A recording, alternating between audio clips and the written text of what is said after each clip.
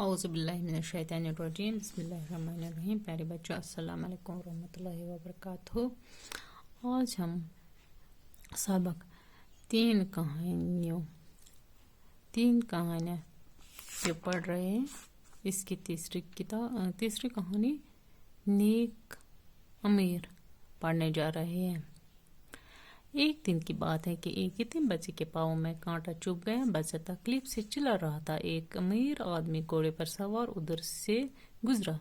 अमीर बड़ा नेक दिल था। घोड़े से उतरकर बच्चे के पास पहुंच गया। इसने पहले तो बच्चे का पाँव अपनी गोद में लेकर कांटा निकाला, फिर जख्म पर अपनी पट्टी बांध दी और तब उसे घोड़े पर बिठाकर उसके घर छोड़ आया। कुछ दिन बाद उस अमीर आदमी का इंतकाल हो गया। किसी शख्स ने ख्वाब में देखा कि वो अमीर आदमी अल्लाह का शुक्र अदा कर रहा है कि वो कितना मेहरबान खुदा है जिसने मुझे एक सूखे कांटे के बदले जन्नत के बाग दिए हैं। बच्चों, इस कहानी में हम पढ़ते हैं कि एक आदमी जो अमीर था मगर वो नेक दिल भी था,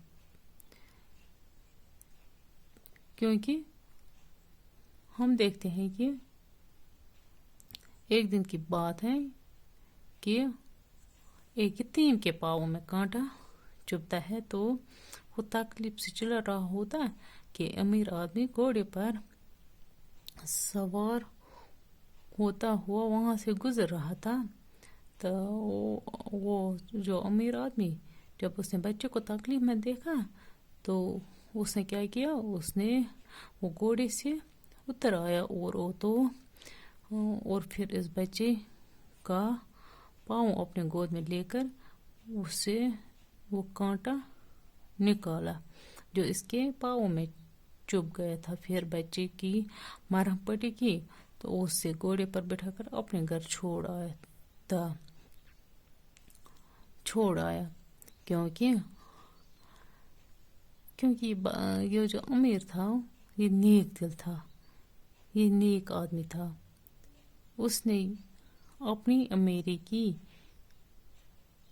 परवाह किए बगैर एक कितने बच्चे को गोद में उठाकर इसकी तकलीफ दूर कर दी। कुछ दिन बाद इस अमीर आदमी का इंतकाल हो गया। तो किसी ने ख्वाब में देखा कि वो अमीर आदमी अल्लाह का शुक्र अदा कर रहा था। तो वो और कहता था कि वो खुदा कितना मेहरबान है जिसने मुझे एक सूखे की कांटे के बदले जन्नत के बाग दिए। इसका मतलब है कि इसको अल्लाह ताला ने जन्नत में जगह दे दी थी। किसके बदौलत? एक थोड़ी सी वो सूखा कांटा इसने बच्चे के पाँव से निकाला था। वो थोड़ी